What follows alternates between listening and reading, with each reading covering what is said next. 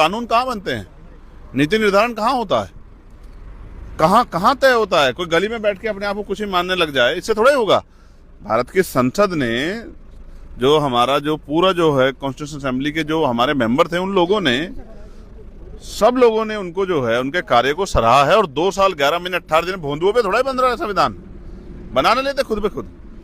2 साल 11 महीने 18 दिन में तैयार हुआ है।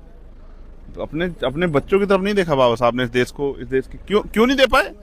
संविधान से पहले आप इतने ही न्यायप्रिय थे, सामाजिक न्याय को मानने वाले थे, तो आपने संविधान के बनने से पहले महिलाओं को वोटिंग अधिकार क्यों दिया। क्यों आपने कमजोर वर्गों को, जब इस देश में मॉन्टेगो चेम्सफोर्ड सुधार समिति से पहले जब वोट दिया जाता 3% लोग वोट करते थे, तब इस देश के कमजोर वर्गों के वोटिंग राइट के लिए कोई क्यों लड़ा। सब सहमत थे, टैक्स पेयर्स, पैसे वाले, उद्योगपति, बहुत पढ़े लिखे लोग, वही वोटिंग राइट उनको मिले। तो ये तो बाबा साहब की का क्या संघर्ष है ना, उनका योगदान है, जो आज मेरे जैसे लोग मेंबर ऑफ पार्लियामेंट बन गए हैं।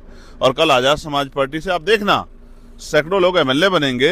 ये बाबा साहब अम्बेडकर का जो आशीर्वाद है, जो उनका योगदान है, उसकी वजह से। कौन चाहता था गरीब का बेटा पाल, प्रजापति, कश्यप, सैनी, मौर्य, साक्य, कुशवाहा, बिंद, राजभर, केवट, मल्ला, जाट, गुजर, यादव, लोधी, विश्वकर्मा, सैन, इनका बच्चा कोई कुर्सी बैठ जाए, कौन चाहता था।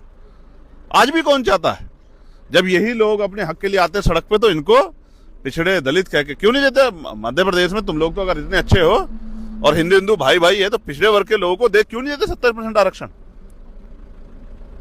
तो कुछ नहीं है, सब खोखला है। इस देश में आज कानून को ताक पर रख के काम किए जा रहे हैं। जिस तरह से आपने देखा किस तरह तलवारें बांटी गई, तलवारें किस लिए बांटी आपने। तलवारों से घास काटने के लिए बांट रहे हो तलवारें, किस तरह का माहौल बना रहे हो। और जब लोग आवाज उठाए तब कार्रवाई करते। जरूरी तो ये था कि एडमिनिस्ट्रेशन खुद बोले कि उन पर सख्त कार्रवाई करता।